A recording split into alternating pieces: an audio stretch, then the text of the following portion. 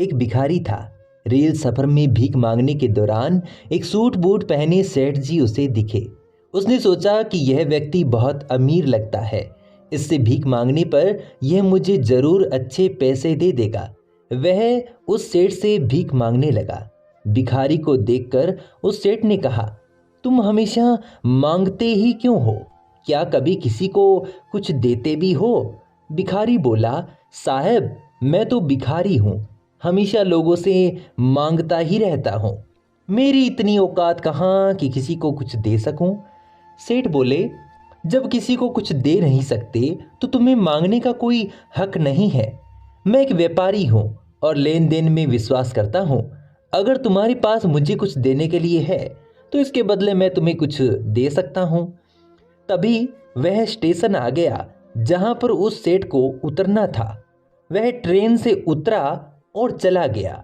इधर भिखारी सेठ की कही गई बात के बारे में सोचने लगा। सेठ के द्वारा कही गई बात उस भिखारी के दिल में उतर गई।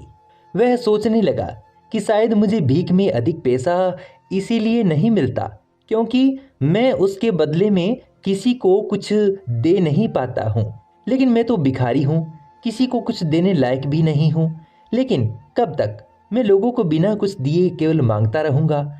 इस बात को सोचते हुए दिन भर गुजरा, लेकिन उसे अपने प्रश्न का कोई उत्तर नहीं मिला। दूसरे दिन जब वह स्टेशन के पास बैठा हुआ था, तभी उसकी नज़र कुछ फूलों पर पड़ी जो स्टेशन के आसपास के पौधों पर खिल रहे थे। उसने सोचा, क्यों न मैं लोगों को भीख के बदले कुछ फूल दे दिया करूं। उसको अपना यह विचार अच्छा लगा। उसने वहां से कुछ फूल तोड़ लिए। वह ट्रेन में भीख मांगने पहुंचा। जब भी कोई उसे भीख देता तो उसके बदले में वो भीख देने वाले को कुछ फूल दे देता। उन फूलों को लोग खुश होकर अपने पास रख लेते। अब भिखारी रोज फूल तोड़ता और भीख के बदले में उन फूलों को लोगों में बांट देता था। कुछ ही दिनों में उसने महसूस किया कि अब उसे बहुत अधिक लोग भीख देने लगे हैं। वह स्टेशन के पास के सभी फूलों को तोड़ लाता था। जब तक उसके पास फूल रहते थे तब तक उसे बहुत लोग भीख देते थे, लेकिन जब फूल बांटते बांटते खत्म हो जाते तो उसे भीख नहीं मिलती थी। अब रोज ऐसा ही चलता रहा। एक दिन जब वह भीख मांग रहा था तो उसने देखा वही सेठ ट्रेन में बैठे हैं, जिसकी वजह से उसे भीख के बदले फूल देने की प्रेरणा मिली थी। वह तुरंत उस व्यक्ति के पास पहुंच गया और भीख मांगते हुए बोला, आज मेरे पास आपको देने के लिए कुछ फूल है, आप मुझे भीख दे दीजिए, बदले में मैं आपको कुछ फूल दूंगा। सेठ ने उसे भीख के रूप में कुछ पैसे दिए और भिखारी ने कुछ फूल उसे दे दिए। उस सेठ को यह बात बहुत पसंद आई। सेठ बोले, वाह क्या बात है, आज तुम मेरी तरह एक व्यापारी बन गए हो। इतना कहकर फूल लेकर वह सेठ स्टेशन पर उतर गया। लेकिन उस सेठ के द्वारा कही गई बात एक बार फिर से उस भिखारी के दिल में उतर गई। वह बार बार उस सेठ के द्वारा कही गई बात के बारे में सोचने लगा और बहुत खुश होने लगा। उसकी आंखें अब चमकने लगी। उसे लगने लगा कि अब उसके हाथ सफलता की चाबी लग गई है, जिसके द्वारा अपने जीवन को वो बदल सकता है। वह तुरंत ट्रेन से नीचे उतरा और उत्साहित होकर बहुत तेज आवाज में ऊपर आसमान की ओर देखकर बोला, मैं भिखारी नहीं हूँ, मैं तो एक व्यापारी हूँ।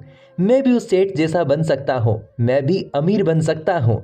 लोगों ने उसे देखा और सोचा, शायद ये भिखारी पागल हो गया है। अगले दिन से वो भिखारी उस स्टेशन पर कभी नहीं दिखा।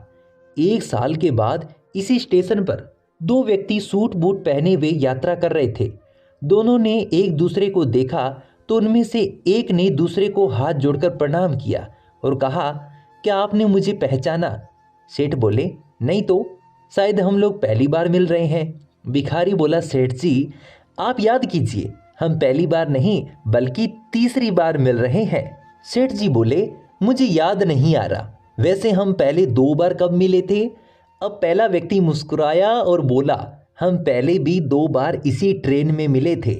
मैं वही भिखारी हूँ जिसको आपने पहली मुलाकात में बताया था कि मुझे जीवन में क्या करना चाहिए, और दूसरी मुलाकात में बताया था कि वास्तव में मैं कौन हूँ। नतीजा ये निकला कि आज मैं फूलों का एक बहुत बड़ा व्यापारी हूँ और इसी व्यापार के काम से दूसरे शहर जा रहा हूँ। आपने मुझे पहली मुलाकात में प्रकृति का नियम बताया था, जिसके अनुसार हमें तभी कुछ मिलता है जब हम दूसरे को कुछ देते हैं। लेन देन का यह नियम वास्तव में काम करता है। मैंने यह बहुत अच्छी तरह से महसूस किया है, लेकिन मैं खुद को हमेशा भिखारी ही समझता रहा। इससे ऊपर उठकर मैंने कभी सोचा ही नहीं था, और जब आपसे मेरी दूसरी मुलाकात हुई तब आपने मुझे बताया कि मैं एक व्यापारी बन चुका हूँ। अब मैं समझ चुका था कि मैं वास्तव में एक भिखारी नहीं बल्कि व्यापारी बन चुका हूँ। समझ की ही तो बात है। भिखारी ने समय को जब तक भिखारी समझा वो भिखारी रहा। उसने समय को व्यापारी मान लिया और व्यापारी बन गया। दोस्तों, ये कहानी आपको कैसी लगी? और अच्छी लगती है तो चैनल को सब्सक्राइब कर चुके हैं तो ठीक है, नहीं किया तो ज़रूर कीजिएगा। नमस्कार।